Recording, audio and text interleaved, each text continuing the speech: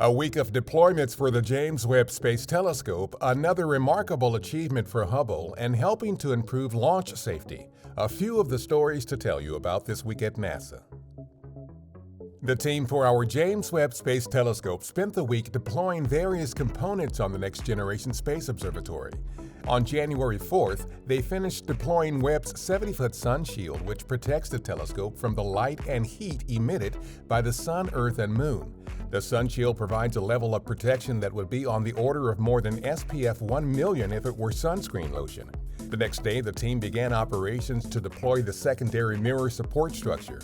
The secondary mirror plays an important role in reflecting the light from the primary mirror to the science instruments that sit behind the primary mirror. There is another 5.5 months of setup activities before Webb will be ready to deliver its first images. Our Where is Webb site at go.nasa.gov/whereiswebb features an infographic that shows the status of Webb as it makes its way to its final science destination about 1 million miles from Earth. Our Hubble Space Telescope rang in the new year by officially passing the 1 billion second mark of its remarkable mission in space. Hubble was deployed and began operating on April 25, 1990, more than 31 years or 1 billion seconds ago. Hubble's first 1 billion seconds included 5 astronaut servicing missions to the telescope and more than 1.5 million scientific observations and counting. Our Ames Research Center in California is using cutting-edge computational fluid dynamics software and supercomputers to better understand how vibration levels during various launch abort scenarios might affect the Orion spacecraft's launch abort system. The colors in the visualizations indicate different degrees of pressure.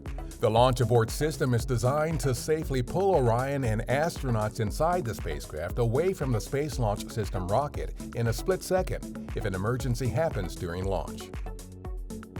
In response to an inquiry from SpaceX, NASA is preparing to conduct environmental assessments to develop Launch Complex 49, a proposed new launch site at our Kennedy Space Center in Florida.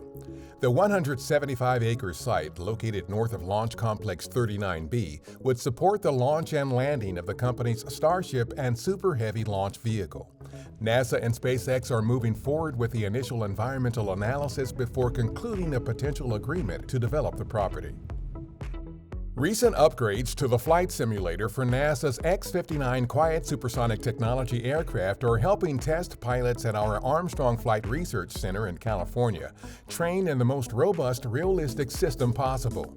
The upgrades accurately replicate the flight controls, instrumentation, avionics, and cockpit of the X-plane so that pilots can effectively practice flying in various situations and scenarios. The X-59 is designed to reduce the loudness of sonic booms that can occur during supersonic flight.